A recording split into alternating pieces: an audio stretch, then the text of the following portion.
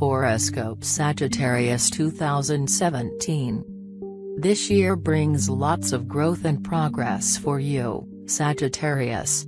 As 3 of the major planets change signs, you will find yourself in those new surroundings you so relish, with new realities to discover and explore.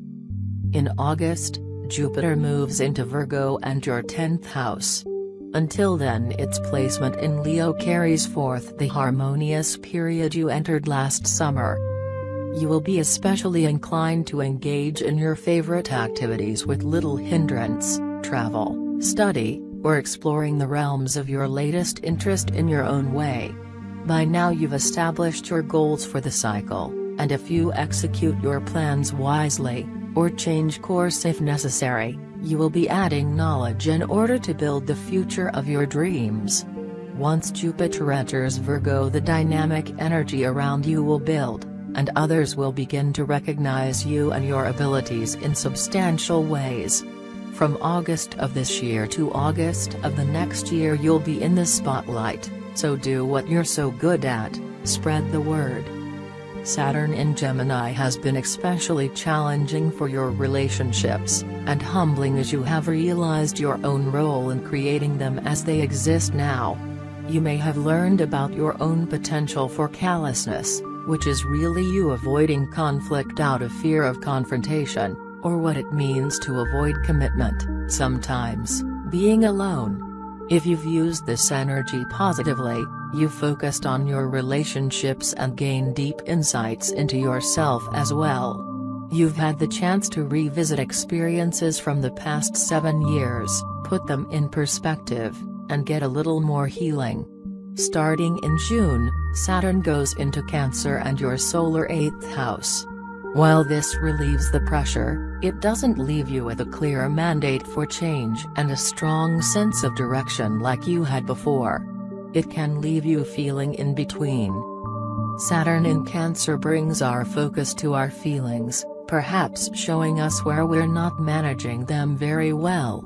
You may find that this new directive leads you to untraveled territory in your psyche, or at least unexplored since several years ago. However, renewed focus on emotional discipline and responsibility will benefit us all, even you, my wandering friend. Chiron's position in your solar 2nd house may bring out your feelings of inadequacy about yourself and your skills. You may question what you have to offer. You may also feel the pinch of past overspending and really have to do something about it now. Uranus's move into Pisces in March will bring it into your solar 4th house, emphasizing emotional growth in another way. This could have an unsettling influence on you, but one which may be more satisfying and allow more latitude for personal choice than the Pluto transit you've been experiencing since 8 years ago. The key to using Uranus's energy well is to be as closely aligned to your deep inner sense of purpose as possible. Likely you will find yourself wanting to make fundamental changes in your private life over the next 7 years, but there's no need to rush into things until you're clear on what will work best for you. Neptune is still fogging your mental windshield, dulling your usual rapier wit and keen memory. You're not losing your memory, you're just learning to access it in a different way, and with it will come a greater ability to detect the real truth in a situation.